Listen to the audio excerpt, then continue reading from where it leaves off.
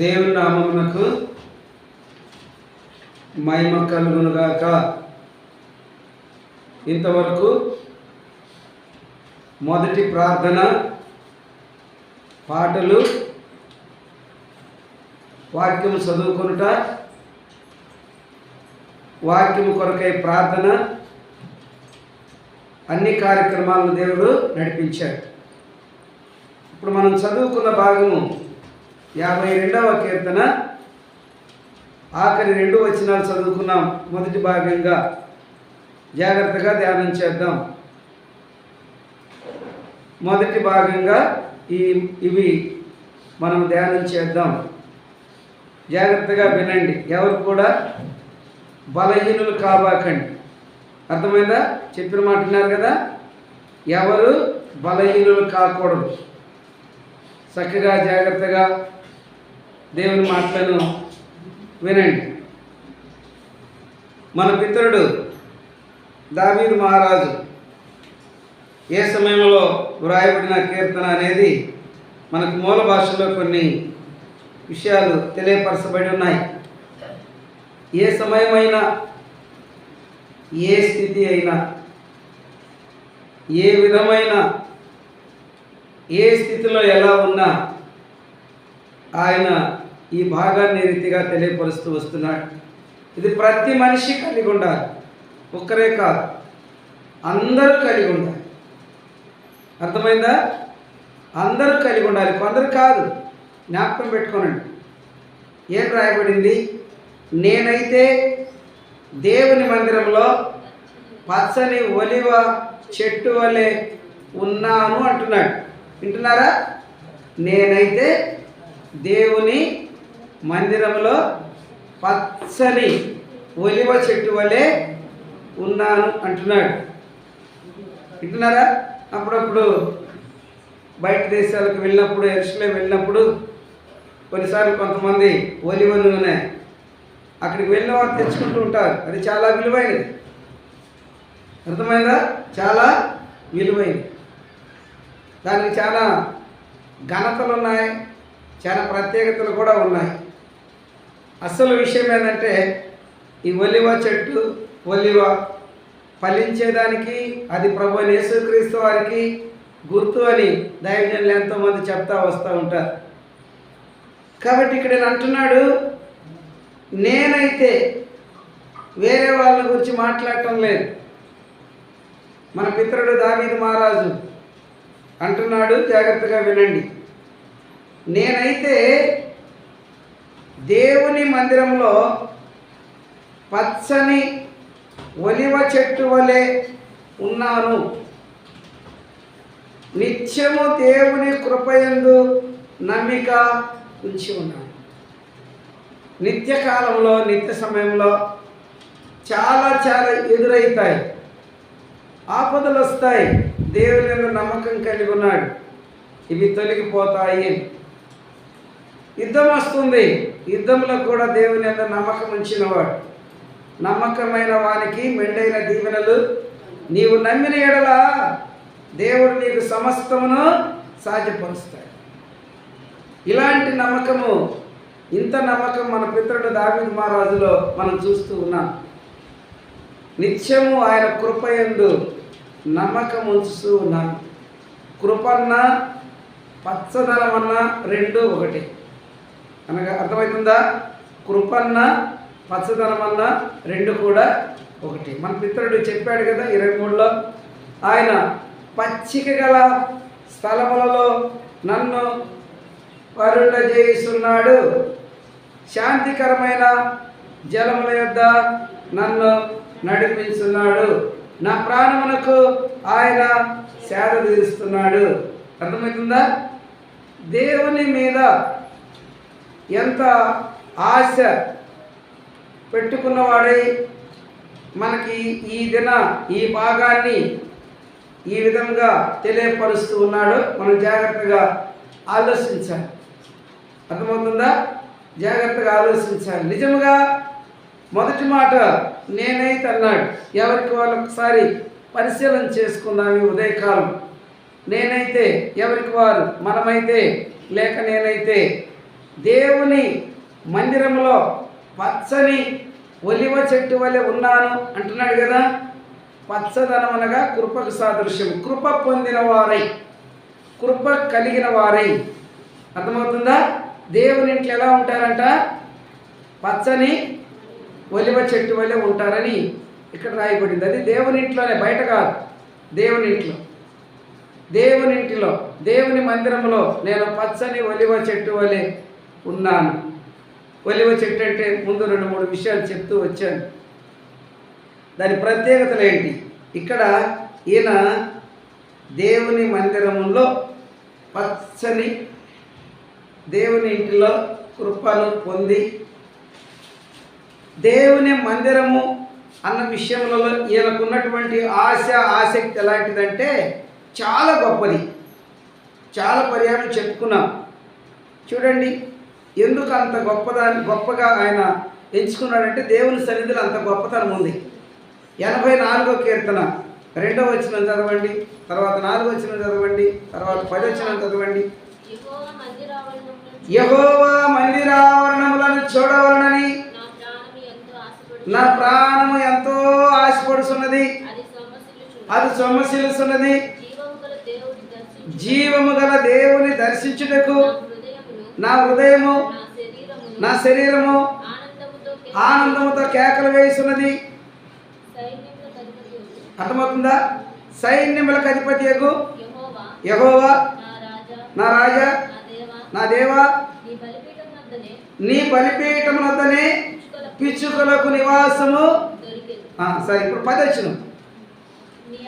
నీ ఆవరణములో ఒక్క దినము గడుపుట 1000 దినముల కంటే శ్రేష్టము. అదే 122 మొదటి లైన్.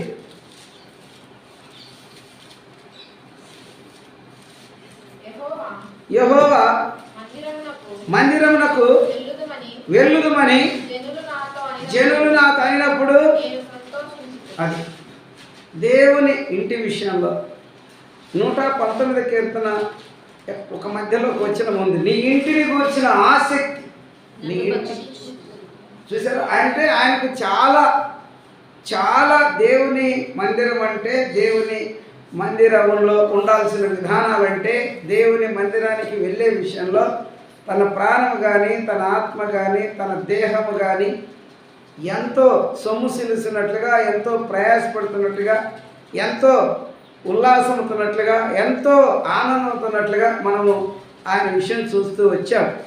కాబట్టి మనం మన జీవితంలో కూడా రాను కదా అట్టి వారమై, అట్టి కృపను పొందిన వారమై మనం కూడా ముందుకు వెళ్ళాలన్నది, ఎవరికి వారు కలిగి ఉండాలన్నది ఇక్కడ 52వ కీర్తన 8వ వచనంలో మనం చూసాం. కీర్తనల గ్రంథం 52:8 ఈరోజు మొదటి భాగంగా మనం ధ్యానం చేశాం. అర్థమైందా?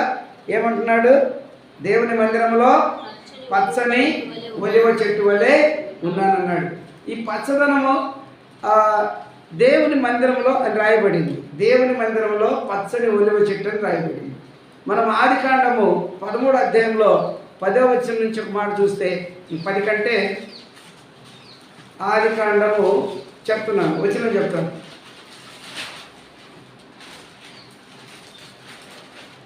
10వ వచనం,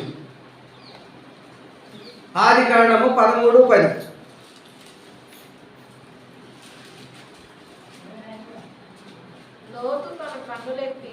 లోతు తన కన్నులెత్తి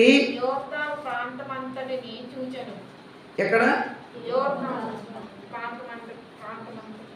చూసినప్పుడు ఎలా ఉందంటది? యెహోవా సొదొమ గొమొర్లను పట్టణము సొదొమ నాశనం కాక మునుపు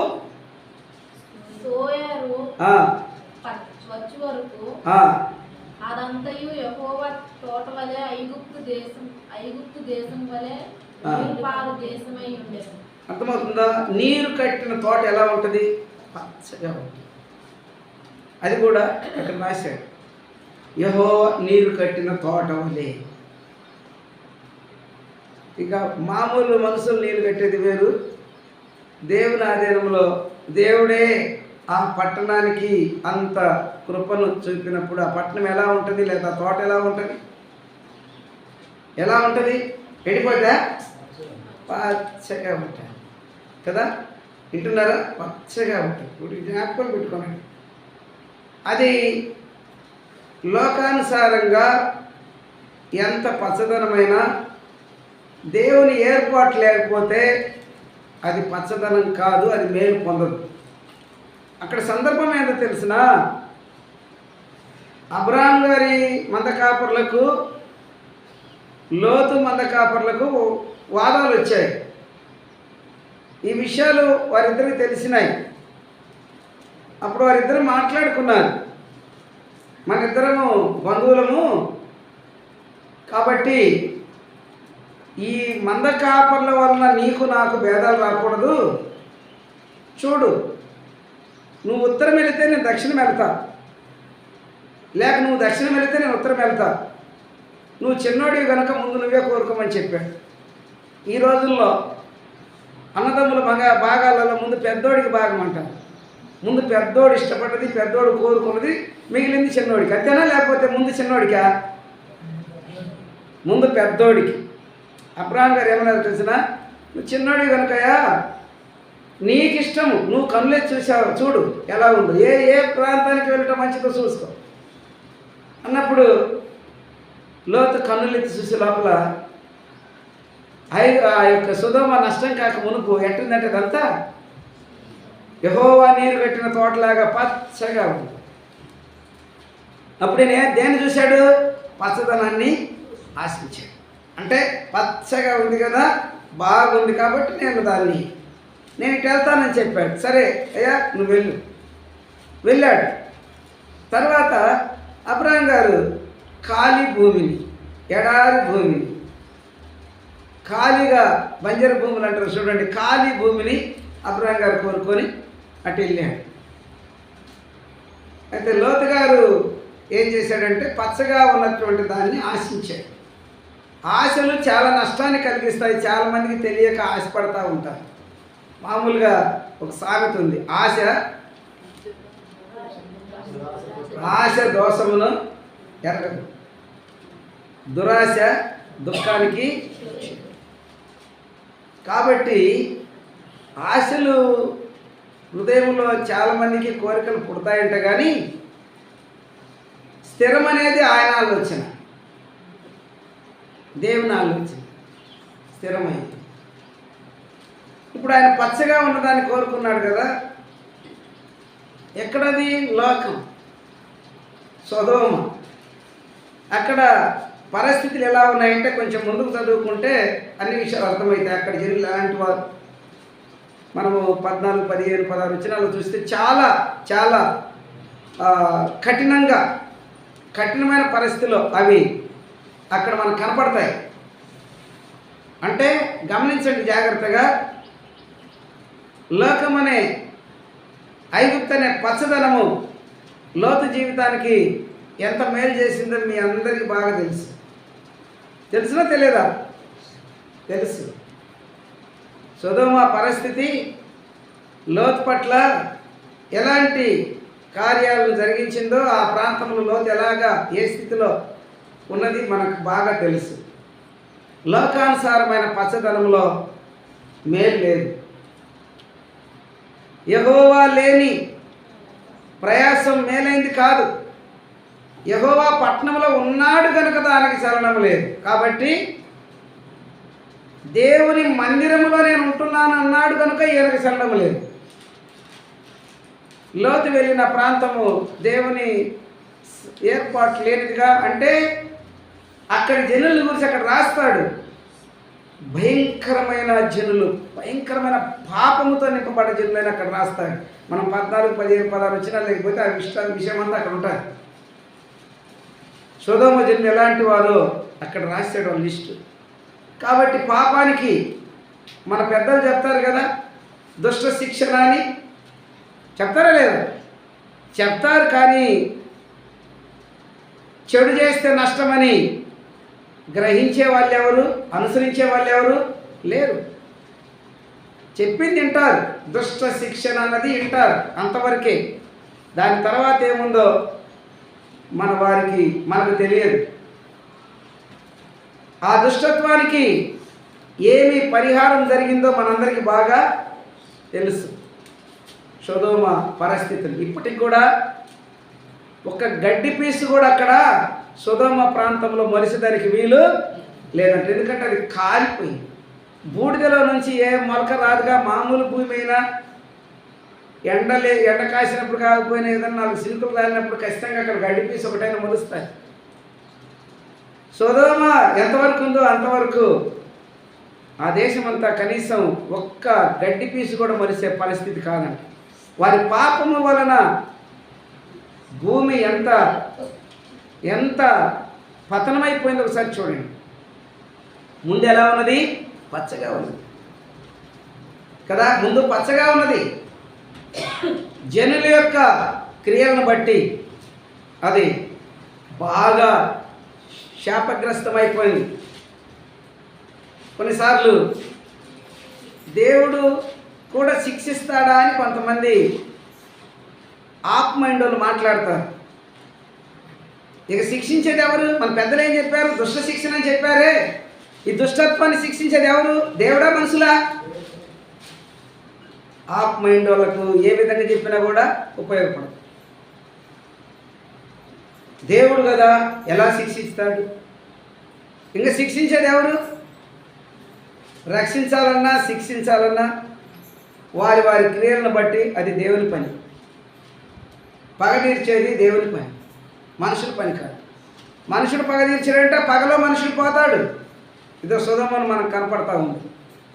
సొదొమ పరిస్థితి అదే. కాబట్టి ప్రభునందు ప్రేమ వల్ల జాగ్రత్తగా ఈ విషయాలను అర్థం చేసుకోండి. 52వ కీర్తనలో మనం చదువుకున్నాం.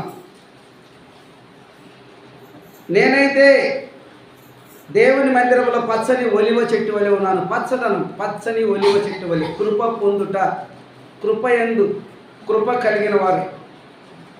మనం ఇంకో చోట చూస్తాం, ఇంకొక చెట్టును చూడండి. మొదటి భాగంలో మనం ఎక్కడంటే మత్తయి సువార్తలో ఒక చెట్టును చూస్తున్నాను చూడండి.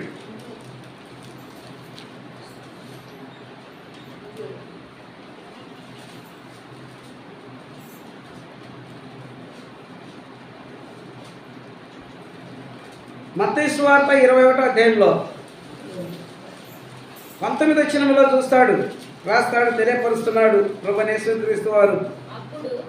అప్పుడు త్రోవ పక్క ఉన్న ఒక అంజూరపు చెట్టును చూసి దాని వద్దకు రాగా దాని యందు ఆకులు తప్ప మరేమీ. చూసారా? అది పెద్ద చెట్టుగా, అది బాగా త్రోవ పక్క మట్టి, అది ఫలించకపోవడానికి కూడా కారణం కనపడుతుంది మనకు. తేలిక అర్థమైంది. అది చెట్టే, పెద్ద చెట్టే, కొమ్మలు ఆకులు బాగున్నాయి. ఎక్కడుందా చెట్టు? త్రోవ పక్కకి సాదృశ్యం మత్తయి సువార్త 13లో మనకు వివరించాడు. త్రోవ పక్కన మన్ను లేని రాతి నేల, ముళ్ళ కంపాయి. అర్థమవుతుందా? త్రోవ పక్కన అంటే అద్దుకు అవతల, క్రమానికి అవతల, బాధ్యత లేకుండా అవతల. త్రోవ పక్కన మన వరకు మనం కంచేసుకుంటాం. పక్కదానికి మనం ఎందుకు కంచేస్తాం? త్రోవ పక్కన అది స్వబుద్ధి ఇష్టానుసారానికి గుర్తు. అట్టి చెట్టు ఎప్పుడు కూడా ఫలించదు. అర్థమైందా?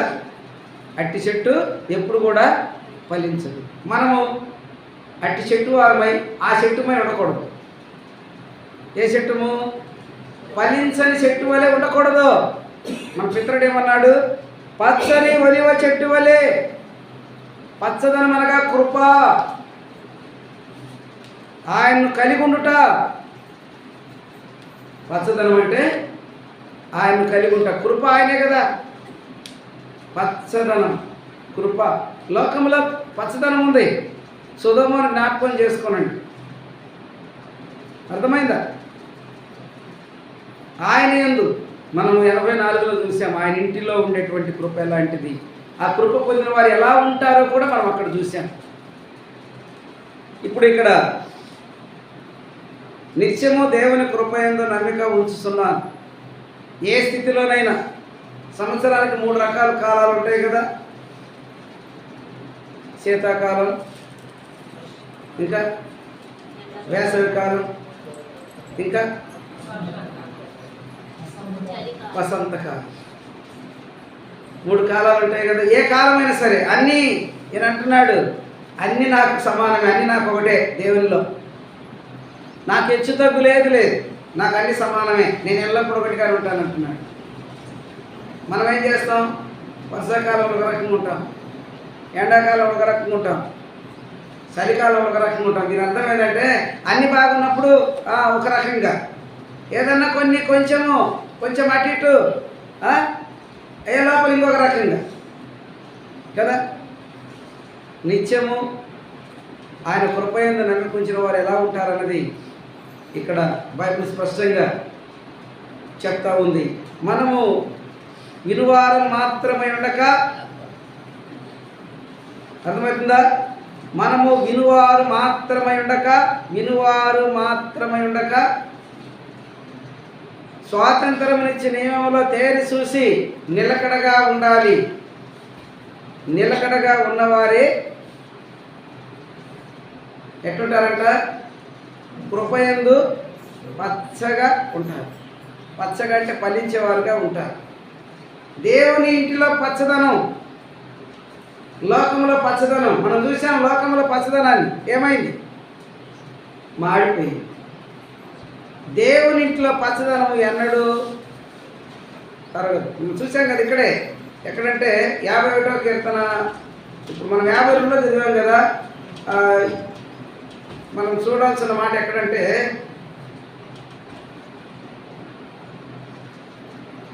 46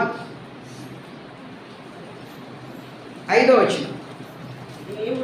దేవుడు ఆ పట్టణంలో ఉన్నాడు. దేవుడు ఆ పట్టణము. దేవుడు తర్వాత చదవండి. దేవుడు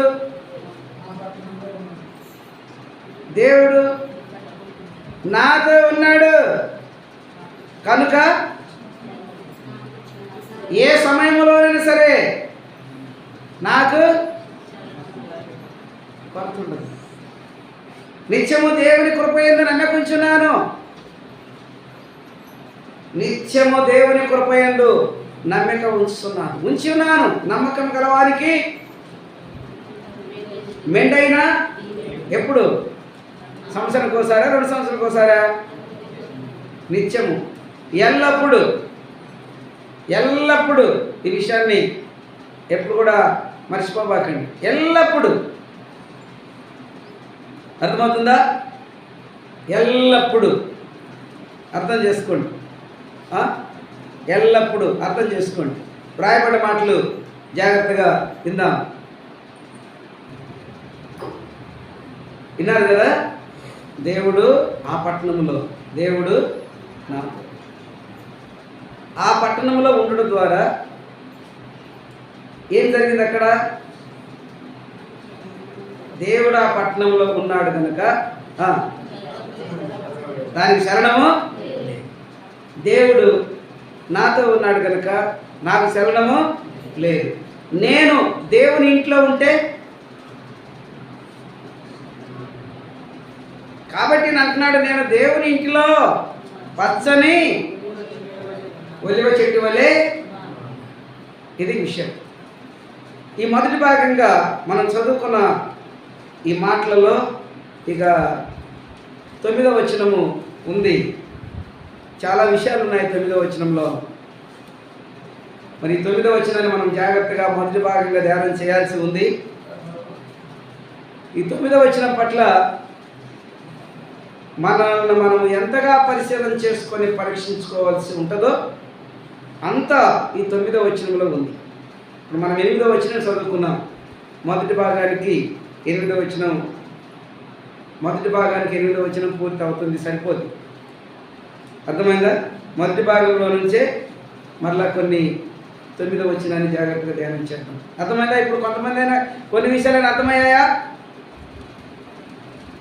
ఏమన్నాడు? నేను దేవునింటిలో పచ్చని ఒలివ చెట్టు వలె ఉన్నా. దేవునింట్లో పచ్చగా ఉన్న పరిస్థితి. పచ్చదనం అనగా కృప. లోకంలో పచ్చదనం సొదొమను చూశాం. ఒక సొదొమనే కాదు, సమస్తమును చూస్తాం. ఎక్కడ చూసినా పాపమనే ధనం, పాపమనే పచ్చదనం ఏమైంది? పాపమనే పచ్చదనం ఏమైంది? సొదొమ ఏమైంది? ఏదన్నా కావచ్చు, ఒక్కసారి అర్థం చేసుకోండి. కానీ దేవుని ఇంట్లో ఉన్నటువంటి, దేవుని ఇంట్లో ఉంటే, దేవుడు వారిలో ఉంటే, వారు దేవునిలో ఉంటే, వారు దేవుని సన్నిధి కలిగి ఉంటే, మనం దేవుని సన్నిధి కలిగి ఉంటే ఉండేటువంటి ఈ ప్రత్యేకత ఇక్కడ మనకు కనపడతా ఉంది. నిత్యము ఆయన కృపయందు నమ్మకం ఉంచుతున్నాను. అర్థమైందా? నిత్యము ఆయన కృపయందు నమ్మకము ఉంచుతున్నాను. కాబట్టి ఈ చదువు